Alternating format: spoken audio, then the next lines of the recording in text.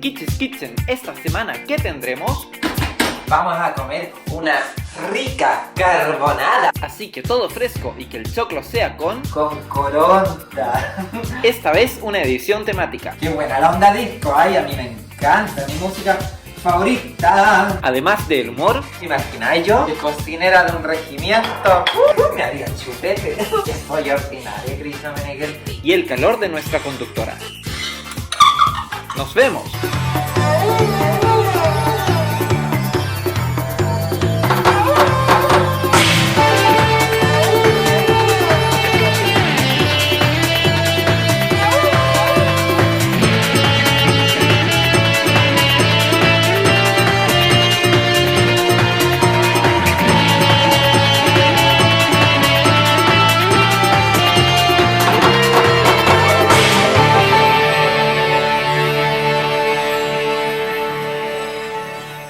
I'm in a country which has been central to Europe since its foundation in the 19th century. A country where food has always had a prominent place in the culture.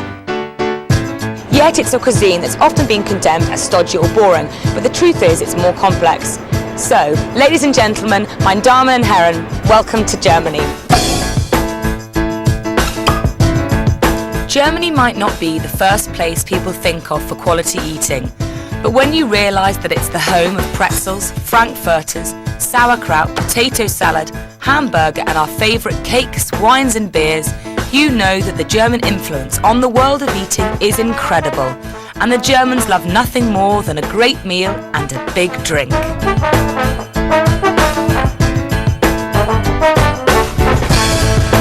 My mission to find out what's made German food what it is and where it's headed now. Boris?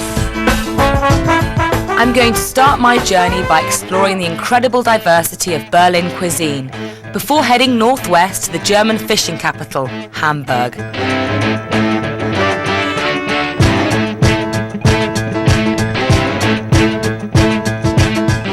From there I sample the fine wines of the Rhine Valley and the Black Forest's most extravagant cake.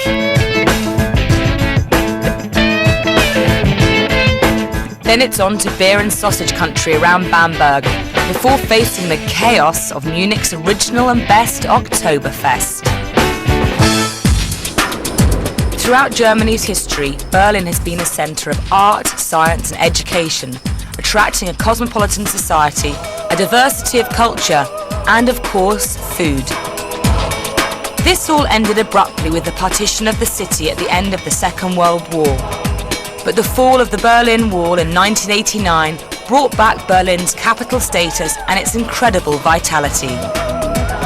Food and drink lie at the heart of this, from the largest food hall in Europe at the department store Cardivet, to the dozens of markets, cafes and restaurants. Berlin is foodie heaven.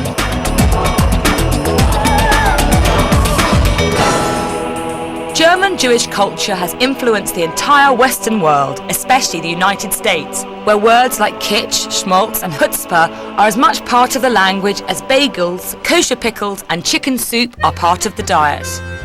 The place to go for kosher food in Berlin is Aachener, where you'll find the finest chopped liver, latkes, gefilte fish and a lesson in Jewish German food culture.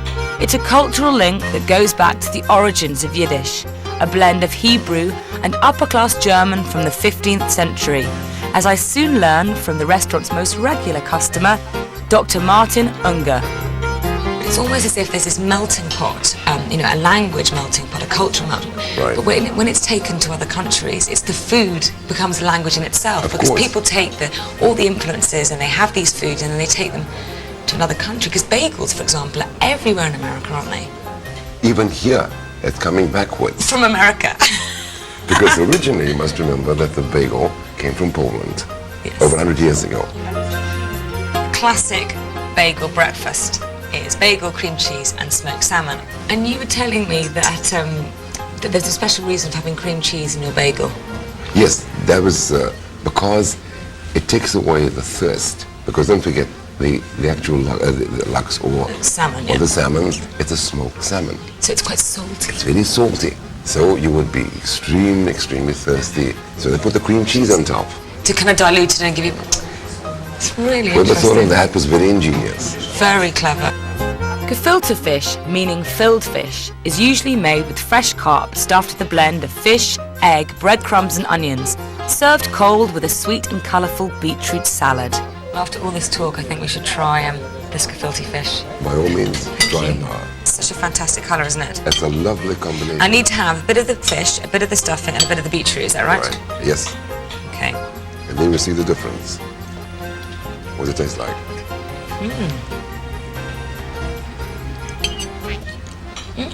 It's quite subtle, isn't it? That's right. That kind of brings out the flavour of the beetroot. That's right. That's right. It's a very good texture. The filling is really delicious. As with Berlin's Jewish heritage, the communist era plays its part in the patchwork of Berlin food culture. Over the past 10 years, formerly Soviet East Berlin has evolved into an energetic new city, attracting young, creative people. Chic coffee shops and restaurants have sprung up everywhere, but among some East Berliners, there is still a yearning for the good old Eastern Bloc brands. If you're a former East Berliner with a taste for nostalgia, you can have it sated here in the time war atmosphere of Ostkost.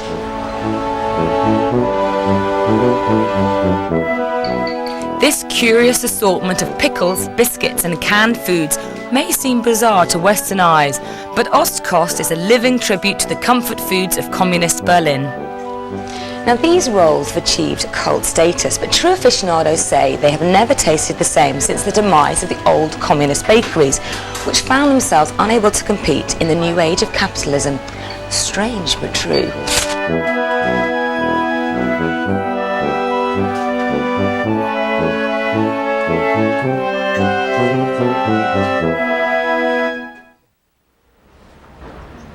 This is Wow, a restaurant in the heart of Berlin.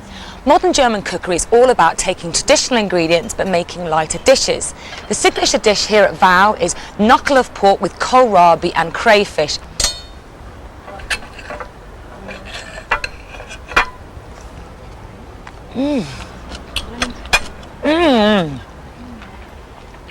Delicious. Now you may be surprised to know that Germany boasts the biggest number of chefs with Michelin stars outside of France, and the guy who runs this place is one of them. Collier Kleberg is the head chef of restaurant Wow, and we're going to make paperclip asparagus and crayfish, a dish symbolic of the new Berlin. Mary-Lise, could you do me a favor and take the vegetables out of the stock or the infusion? No problem. And what's this for? It's the infusion for cooking the crayfish, to give a little bit more taste than just salted water to the crayfish. Oh, I can see star anise. Yeah, star anise, a lorry, white peppercorns, a little garlic, chili, fennel, shallots, as you see. Very important is cumin. We boiled it for 10 minutes just for the flavors of the vegetables to go into the stock. Okay. Bring it to the boil now. Okay, I'll turn that right up. And we have to wait a little. In the meantime, we can take care of the asparagus. Okay, here we have the asparagus. This is really the German noble vegetable. You peel the whole thing. Why do you peel it? Because the peel is just too thick. Why on earth is this dish called paperclip asparagus? The thing is, normally you cook asparagus in water, but then all the taste goes into the water. Exactly. So I have a little bit of sugar, a little bit of salt, and a little bit of melted butter. The important thing is that the spears of asparagus don't lie on top of each other. And then I wrap this up just like a book, like a pedal. And then you see why it's called paperclip asparagus, because I close this one with these huge paper clips. Mary-Lise, could you put this 2 packs in the oven for me? No problem. Okay, wonderful. And where? So this one goes on the bottom. Why? Because I want the sugar to caramelize. Oh, so you need the intense heat. Yeah, that's it. I need the intense heat from underneath. If I put it on a tray in the middle, it would take too much time. It would be, how do you say it? Soggy. Soggy and not crispy. And like this, I have the taste of the little bit burned sugar. It just takes 10 minutes, so we have enough time to take care of the crayfish. Look at these little fellas. Yeah, and they, see here, it's very important that they're still alive, because when they're dead, I would poison you and me. And when they're dead, I would throw them away. So we have to put them into the water alive, but we have salted water to cook them just for 10 seconds. And we put them into this iced water now. first. Okay, and that instantly Just stops to- them cooking, doesn't it? So we can take them out of the water now. And now we have to remove what's inside. We take the crayfish like that. We take the tail, and then we turn the tail a little bit, And then you pull. and we pull. Hey! The inside comes out. And that's getting rid of all the kind of nasty intestine bit that you don't want Yes. to eat. So now we put it into the stock, Okay. and there's tip them a on rule. They have around 100 gram, and they say 1 minute per 100 gram. And they've gone even, the colour's changed even more now, hasn't Yeah. it?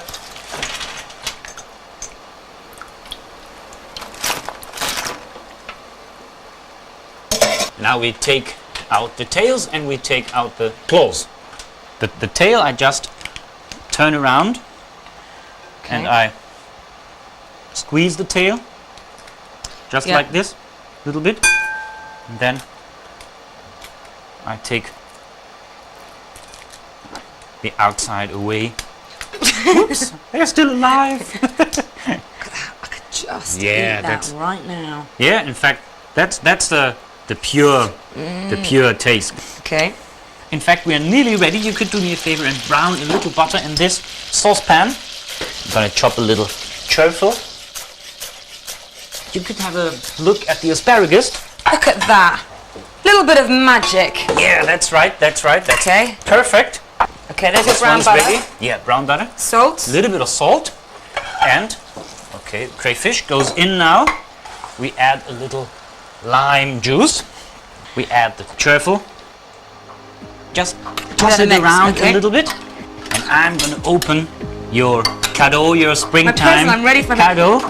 The smell of heaven. Wow. Then we put the crayfish. The little devil's going on the top. Just on top of the asparagus and your springtime You're the cadeau. luckiest girl in the world.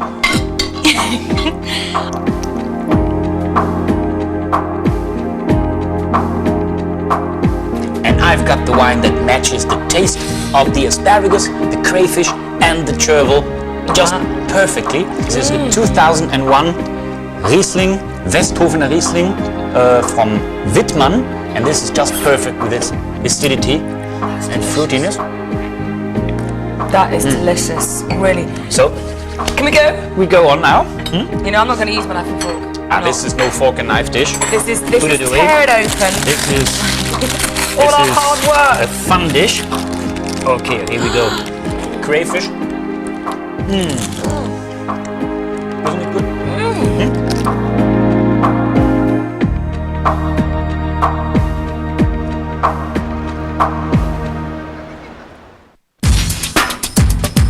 I'm heading northwest now, on my way to the great German port of Hamburg.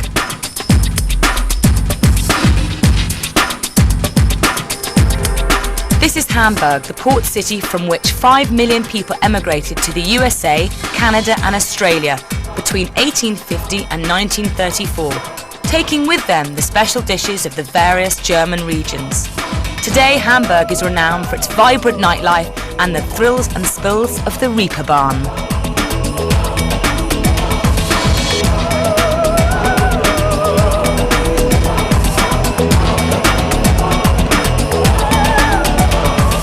Now, any reasonable person might think this is the home of the hamburger, but any reasonable person would be wrong. Now, this is a fricadelle. It's made from ground beef, and here it's known as the hamburger steak. Now, the recipe was taken across to the States where, as legend has it, an Ohio snack seller gave it a new lease of life by placing it inside a bread roll. Now, the hamburger is fighting for its position on the mean streets of Hamburg. But wait, there's competition for the king of fast food, and the name's Doner. Doner kebab. Now, this is a delicious mix of marinated lamb, lettuce, yogurt dressing, delicious bread, and in fact, it's a Turkish influenced thing, but it's the biggest selling fast food in Germany.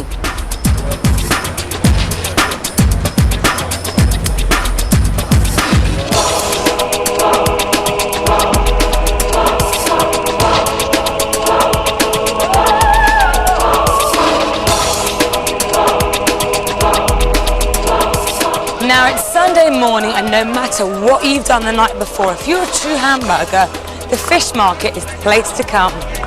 Fish has played a very important role on the north coast of Germany. Until the arrival of the railway, the coastal regions were cut off from the main agricultural parts of the country, and the poor folk who lived here relied on the sea for their survival. Today, their taste for fish of all sorts remains undiminished. Now, this boat delivers a freshly smoked eel every Sunday.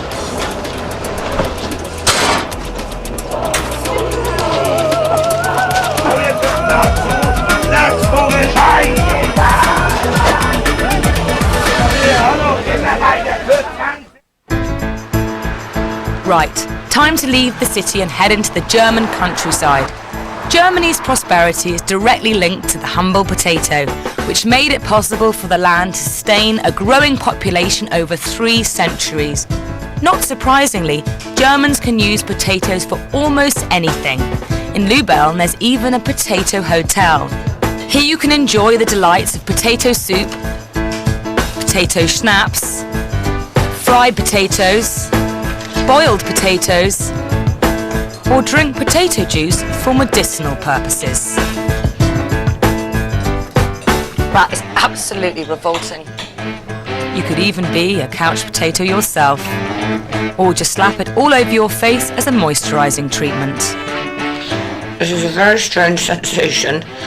It feels rather cold, smells a bit like sort of damp compost. In fact, I feel a bit like a spudge you look like. How do I look? Now it's lunchtime, and I've taken this rather mad-looking menu, which is made out of a potato sack. They're so totally potato-obsessed here. And I've ordered the potato soup, which is a house speciality, and something called a potato party, which sounds very strange indeed. Oh. Now I know why it's called a potato party. Dankeschön.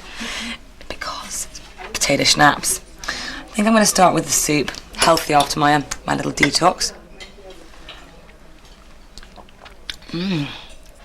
Believe it or not, this thing in the middle is a whole potato. And this looks very cool. A little individual with a bit of dippy thing going on here. Very nice. So after all that healthiness, there's only one thing a girl's got to do. Down her potato schnapps.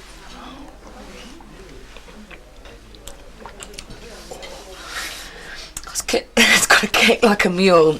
I think I need another detox after that. I'm heading south now to try the fruits of the vine along the Great Rhine Valley, and from there to the beautiful Black Forest. The Rhineland has been a wine-growing area for over 2,000 years, but for a long time wine buffs treated Rhine wines with derision. Now, this is definitely changing. Bacharach lies at the heart of the wine cultivation area of the Middle Rhine.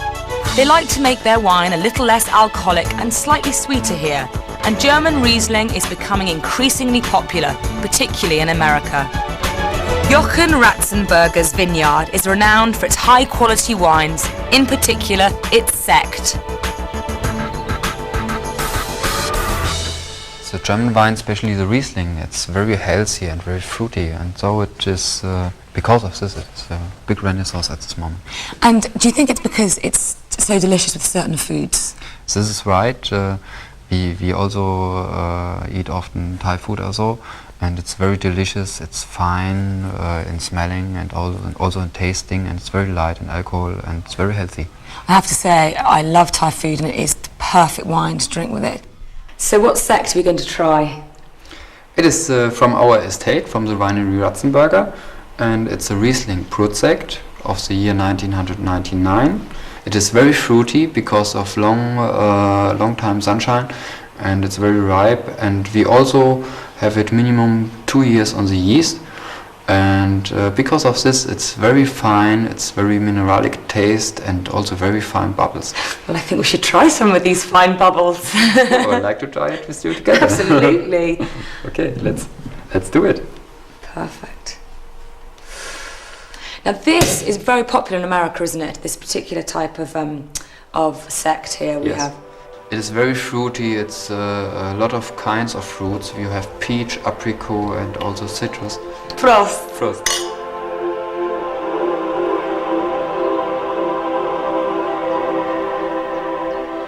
Now, after an afternoon of great sect, there's nothing I like better than a little nap, so where best than in one of these?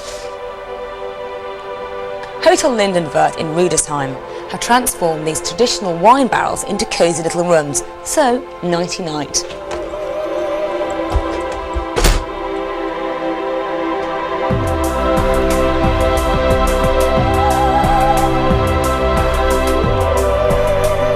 For centuries, the Rhine has been the great German waterway. Even in the Middle Ages, it brought wealth to those living on its banks. Huge castles were built by landowners, able to levy taxes on goods being brought up the river. Today, medieval banquets are big business. Chef Rudi Steiger is an expert in the recipes of the period. Hi, Rudi. Is it okay if I come and have a look what you're doing? What are you making for us for our supper? I do you a pate today, yeah? We have here the venison meat. Which is the lovely dark one. Here we have pork meat. It can be a little bit more fat. This is soaked sandwich bread with milk and eggs, apples and onions. Delicious. And what we need also is here. Spices. I might use spices, yeah. It's pepper is inside, coriander, thyme, rosemary, juniper berries, yeah. Juniper, very medieval. And we need a little bit salt. The word pate can mean like something you would put on toast, but in old times, Yep. pate was more like it's like a pie, really, isn't it? Yeah, that's right, yeah. Pastry was like a tin in the Middle Age. Yeah, to preserve the meat, yeah. I'm going to put my feet up after all that hard work. Okay. You pop that in the oven. I do look it in forward oven to now, tasting yeah? it later. 45 minutes it will be done, yeah?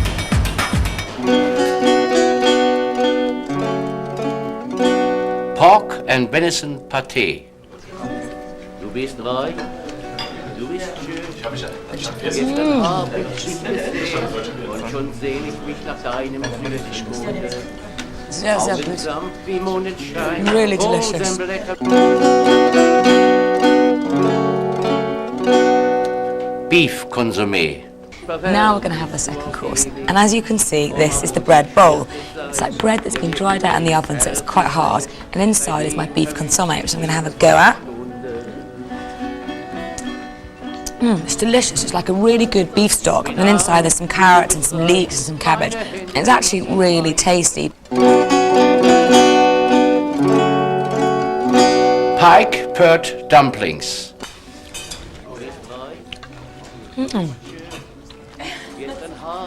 Now these pike perch dumplings, I have to say, pike is not a favourite of mine, but it tastes really good. There's a butter sauce and some crayfish.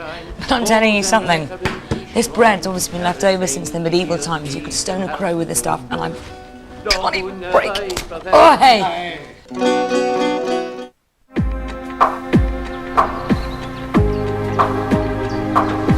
I've come to Baden-Württemberg, nestled in the corner of Germany's Swiss and French borders. This is the Black Forest, Germany's orchard, described by Goethe as an abundance of good things.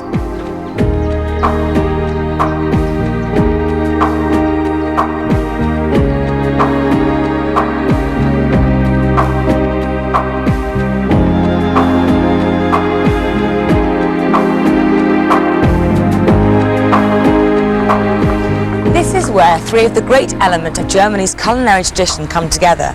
Wonderful local ingredients, the love of preserving, and of course, drink.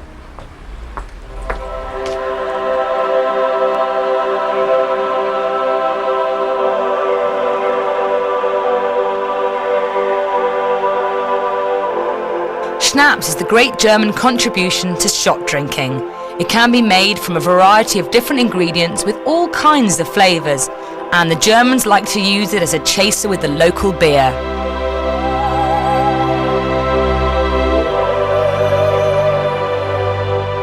Now this is kirsch, a cherry liqueur, and it's an essential ingredient in a cake I'm going to learn how to bake. This is master baker Eberhard Holz, and we're going to make the ultimate Black Forest Gâteau. So let the masterclass in Black Forest Gâteau begin. Right, Mr. Holz, where do we start? Das sind Eier und Zucker. Eggs and sugar, classic beginning of a cake. Die schlagen wir jetzt kurz auf. Okay. Und dann gehen wir auf den Herd. Oh, no, this is a special trick that you have, isn't it? Because by warming the eggs, it starts to help the volumise, doesn't it? Perfect. And it's really important to get as much air into the cake as possible. That's what makes a cake light and fluffy. Look at the difference in colour. It's really pale now.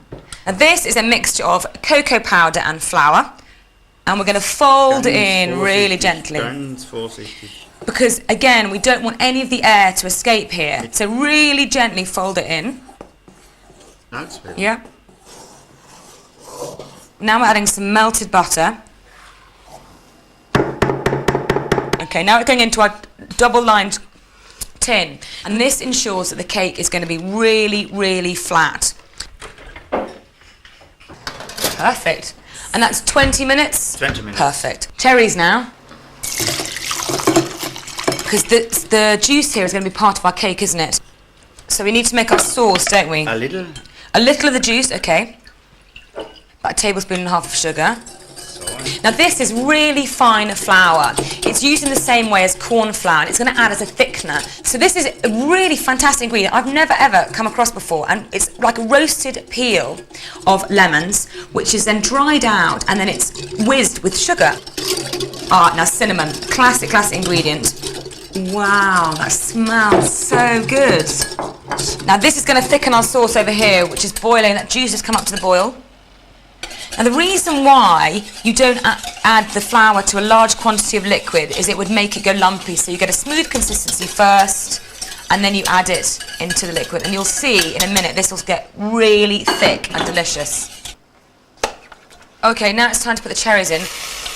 And we just want to heat those through. So we're going to put it into a bowl to cool and thicken. And you can already see that the consistency of the liquid has changed. Oh, look at that. And that needs to stay here for 24 hours because it's much easier to handle when it's cold.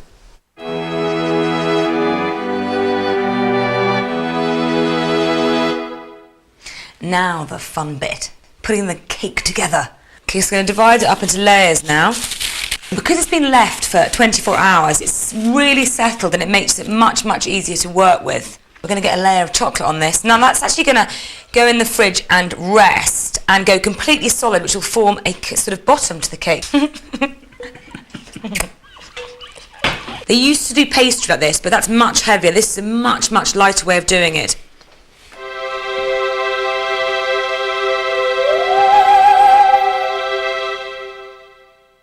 So that's gone completely hard, and that's going to act as a base. I've got here some sugar syrup, and being here in Germany, we're going to add the kirsch water. Another one? Yep. I think we should share a little bit. For you.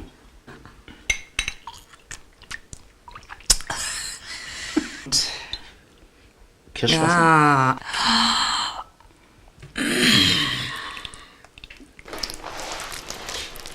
Be very careful not to overwhip the cream, it will turn to butter and it doesn't taste very nice. Der erste Boden. Next layer. More kirsch water. More cream. Wieder das Creme.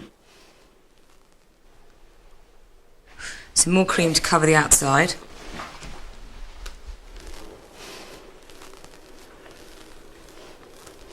Just in case we didn't have enough cream, we're going to pipe some more on the top. Schokospäne für die That's Schwarzwälder. so clever. That must be the biggest bar of chocolate I have ever seen in my life. Oh, that's clever. I get to do the finishing touches. He does all the hard work.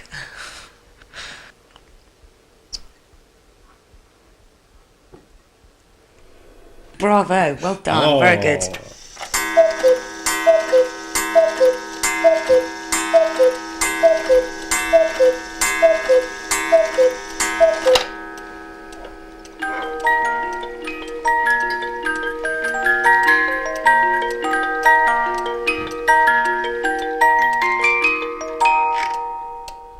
Now it's 4 o'clock and in Germany that means it's Kaffee and Kuchen or coffee and cake time. So, Mr. Holtz, coffee? Yes. And then we're going to try the fruits of our labour. Yeah. Oh, we've definitely deserved this. So.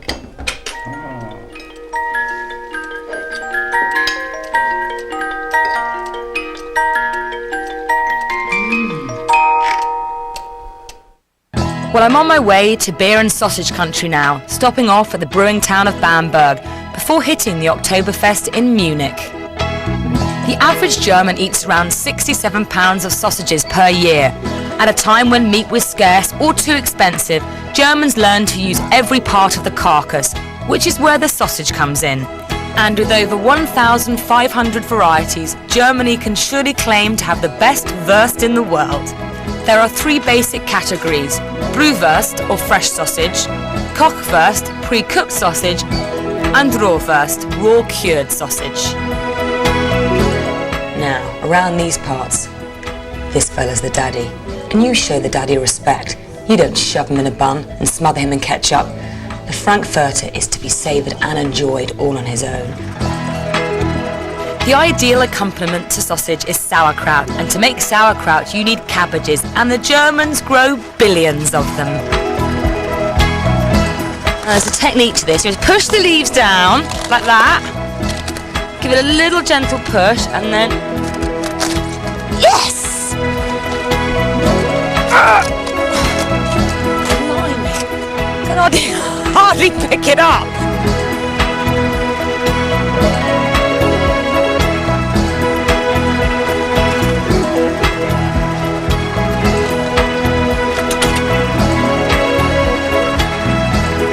Imagine all the sauerkraut Herr Scharf could make with this. This is Herr Scharf, a master butcher from Bamberg, and he's going to show me just what makes his sauerkraut and sausages so special. Now Mr. Scharf is showing me the traditional way to make sauerkraut. It involves a lot of banging and a lot of chopping, and it goes into a big pot like this. Now all the chopped cabbage, very finely chopped cabbage, goes into the pot with lots of salt. So fast! Is it in here? Yes. Wait. Okay, push it like that. And then lots of salt? Salt. Many salt. Many salt, okay. Okay. Enough. Okay. And you stamp. It's the bit I like. Go. Come on, and stamp. Stamp. You must stamp every time. The women must stamp. The women must stamp? The women must stamp. While the men drink beer and eat sausages? Yes. Typical, the women are doing the hard work. Why doesn't that surprise me? Perfect. Now that would sit for 6 to 8 weeks. And in the meantime, what happens is all the salt draws out the liquid, the water, and it kind of cooks the cabbage. And we're going to make something delicious, I think, aren't we? Special sauerkraut dish. So, Franconian sauerkraut. Now what's the first thing we're going to do here? To take the goose fat. Goose fat's so fantastic because you can heat it up really hot and it doesn't burn. And next, the onion, okay? So now we're ready for our sauerkraut. So I'm going to pop the lid on and that's going to heat through. What ingredient do you want next? Next is the water. Oh, okay, some water. Shall I pour for you?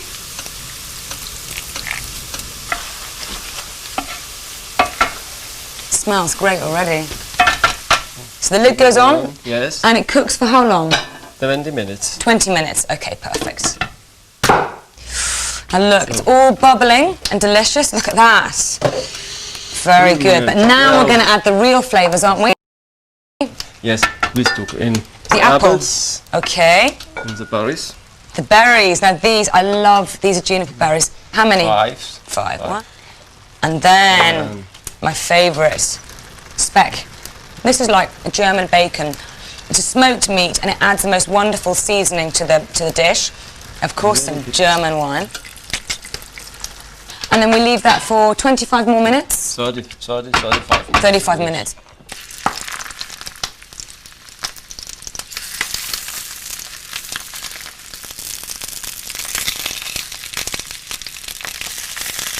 A little bit more wine and a little dash of seasoning.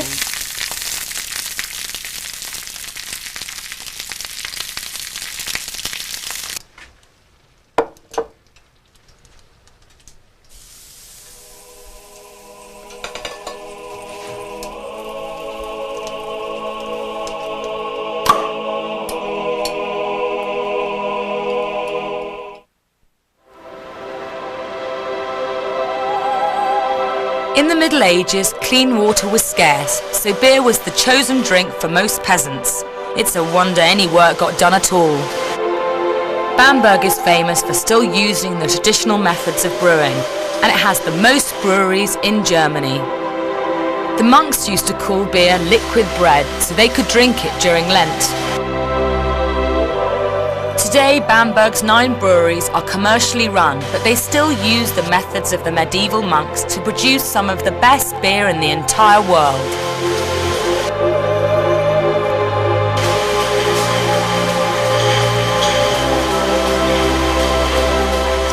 They've been brewing beer here at the Mauer Brewery since 1670, and Stefan here is the 4th generation of his family to work at the brewery, and he's a master brewer.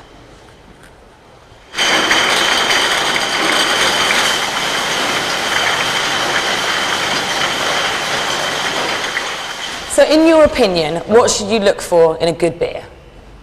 When you can drink a beer with 12 Celsius degrees, you know that it is a good beer. Because the most beers from big breweries, you can drink them just cold. You know, you can drink them when they're getting warm. Cold suppresses flavors. Yeah, and sometimes we're getting warmer because we want to get all those flavor notes, you know, so, and then, yeah, so you can find out that's a good product, or when you don't have any headache on the next day. All breweries around here have a beer garden like this, where fans of the ale can enjoy a litre at their leisure. But as anyone will tell you, a beer is a little bit too wet without one of these. This is the pretzel. It's a regional speciality made from a simple dough of water, yeast and flour. The dough is then kneaded, cut into sections, rolled into sausages, and then rolled even thinner. Now for the clever part. Ooh, let's see that again. This twist is believed to represent arms folded in prayer, with the 3 holes as the Holy Trinity. Cool! The dough is then dipped into a soda bath, sprinkled with sea salt, and baked.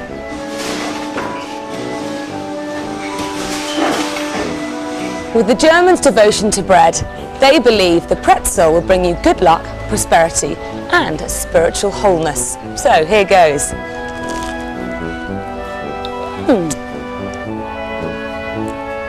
I feel better already. In a culture where beer is boss, beer halls like these have served generations of families.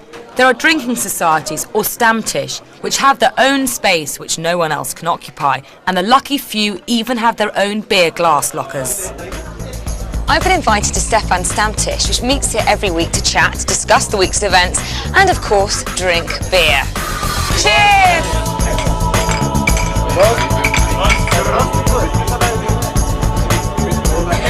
We're all members also of a swim club. Okay. Yes, that's why we started with the idea to open up the Marciana member club. But now you just swim in beer.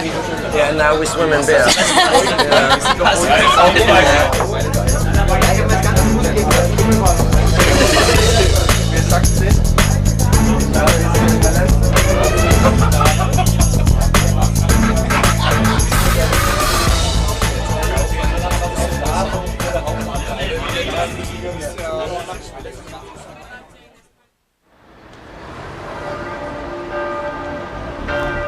Every October, the whole world comes to Munich to celebrate beer on a massive scale. Munich is the capital of the southern state of Bavaria. It's a prosperous city with a strong identity and is the regional centre for eating and drinking. The superb Victualian market is considered quite expensive, but it does show how much Germans love their food. And the variety and quality of produce on sale is mirrored in markets all over the country. Of course, where there's food, there's drink, and if Munich's done one thing, it's taught the world how to do that in style. With 6 breweries purveying 6 million litres of the finest ale and lager Munich has to offer to an estimated 7 million people, the 420,000 metres of land around me is surely the spiritual home of the international beer belly.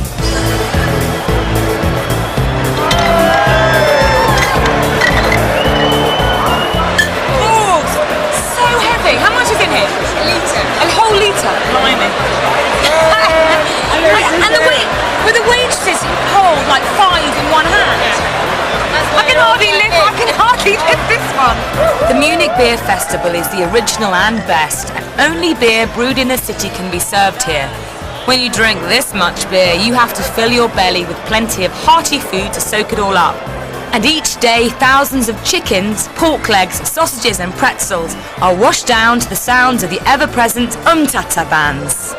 The party began in 1810, when Bavaria's Prince Ludwig married, and celebrations engulfed the whole city. There is an art to survive in the Oktoberfest, and you have to remember to escape the chaos of the tents occasionally, to stock up on fresh air and something hot and filling. What I'm about to experience is Bavaria's contribution to the rich German tradition of sausage making and eating. This is the Weisswurst in its perfect plump loveliness. And unlike other sausages here in Germany, this is boiled and not grilled. Now this guy's told me that you wouldn't eat one of these sausages with a girly fork, so how do you eat them? Do your Wurst?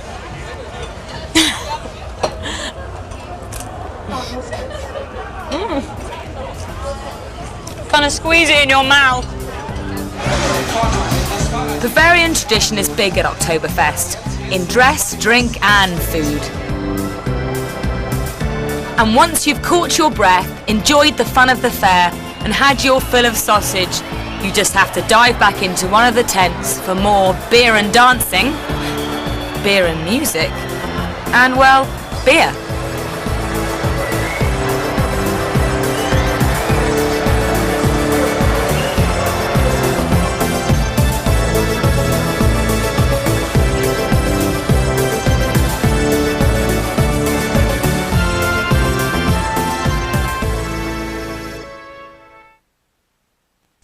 I'm going to cook potato cakes with speck, smoked salmon and a horseradish cream and some lovely little salad leaves. And this dish has been inspired by all the ingredients I've picked up or eaten on my travels through Germany. Now first off, I'm just going to cut down my speck into really small little cubes and fry them off till they're nice and crispy. Bit of vegetable oil going in the pan, and we're going to chuck in our speck. Now onto our potato cakes. So I'm just getting the coarse side of a grater and just grate this really quickly, and you need to do this at the very last minute, otherwise the potatoes go sort of change colour and go a bit grey. Now you want to take out as much excess moisture out of your potatoes, so take some kitchen paper or a clean tea towel. It's perfect. Now I'm going to add some fresh thyme. I love fresh thyme, it's such a great herb. And you need quite a hardy herb to go in here. Rosemary would be good here too, because otherwise it will burn in the hot pan. I'm going to add that to the potato. And then we're going to add our bacon, which I've drained off. So a good twist of pepper, and then get in there with your hands. And then just to make sure that it sticks together in the pan, I'm going to add about a tablespoon of flour. Perfect. A little bit of butter is going to go into our frying pan. I'm going to also add a little bit of the oil. And then you're going to form like a rough patty. And don't be poncy about this and worry that it's not perfect shape, because I actually quite like them when the edges are sort of all a bit higgledy-piggledy. And again, it's really important that your pan's hot here, otherwise you get soggy potato cake. Now onto my dressing. This stuff is great. This is German's sort of equivalent of creme fraiche. It's called Schmand. So a few tablespoons of that going to go in here. Now to this I'm going to add some of this mustard. Now this one is really sweet. It's kind of a honey flavour, and it's going to marry perfectly with my smoked salmon. And I'm going to add the juice of a half lemon. This is horseradish. Check it out. It's actually a weed that grows everywhere, but you very rarely sort of see it fresh, and it's so worth having it fresh. And be warned, it makes you cry, so I'm going to do this as fast as I possibly can. It's really strong, so just be careful that you don't overdo it. And then, for a little bit of colour, I'm going to add some herbs. So I've got some chives here. I want them really nice and finely chopped.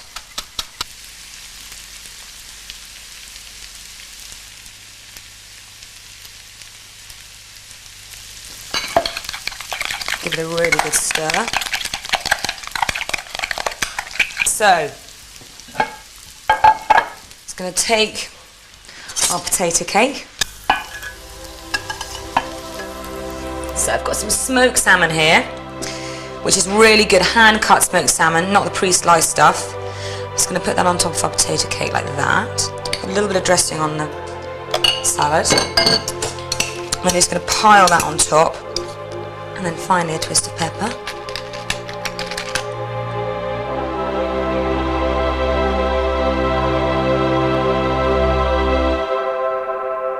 And that's it. And I know it's going to be good because I made it. Release, taxi's here! Oh no, not already. What's going on? I'm so sorry. I've just had such a fantastic time in Germany and the food's been so much more varied than I thought. I've had to take home quite a lot of shopping. I've got all sorts of things to remind me of my time here in Germany, like this, which will remind me of the great time I had at the Oktoberfest. Ooh, this bottle of delicious kirsch, which was put into the most delicious black forest gâteau I have ever tasted.